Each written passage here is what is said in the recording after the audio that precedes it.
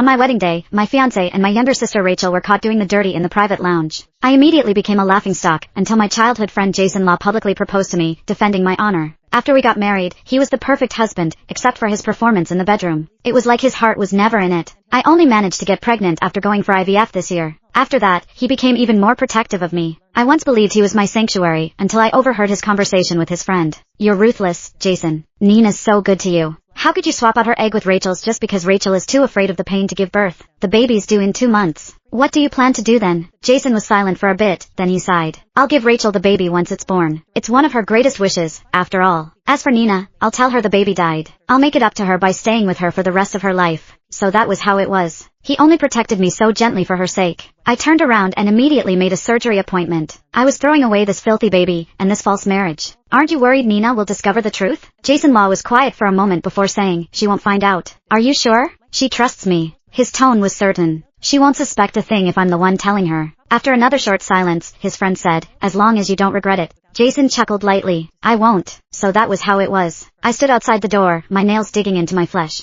It hurt so much, but I was going numb. I had only come here to bring him some clothes. It was getting cold, and I was worried he was not wearing enough layers. Now, however, I felt like my heart was being sliced open. A cold wind blew through my chest. I stumbled home, too exhausted to even turn on the lights. My knees buckled and I collapsed onto the couch, curled up and shivering. I felt nauseous and dizzy. Tears spilled from my eyes soundlessly, but I did not have the energy to wipe them away. The doorknob clicked. He was back. I heard the sound of his leather shoes approaching. He walked up to the couch and bent down slightly, his voice gentle and worried. "Why didn't you turn on the lights? The maid said you haven't eaten. Are you feeling sick again?" He reached out to push the hair out of my face, his eyes filled with concern. "Nina, what's the matter?" He then crouched down, putting his hand over mine. His tone was gentle. "If you don't eat, it's bad for the baby." I looked straight into his tender gaze. So love could be entirely an act. For years ago, my fiancé and my younger sister were caught having an affair at my wedding. My parents forced me to hand over my fiancé, saying family protected each other. They could not afford to lose face in public, so they declared that Rachel Gordon was the bride that day. Back then, Jason had publicly proposed to me. At the time, I thought he was my savior. After we got married, I stood behind him and silently supported him the whole time. I used my market acumen to help him invest and expand his business. Within a few short years, his company went from a nameless startup to one of the rising stars in the investment industry. When we went for IVF to conceive this year, everything seemed to be perfect. He hugged me and said this baby was the gift he had been looking forward to for years. His smile was so tender I could almost drown in it. Turned out it was just another trick. He was not the only one who could act. I blinked and curved my lips into a smile. "I'm fine. I'm just a little tired."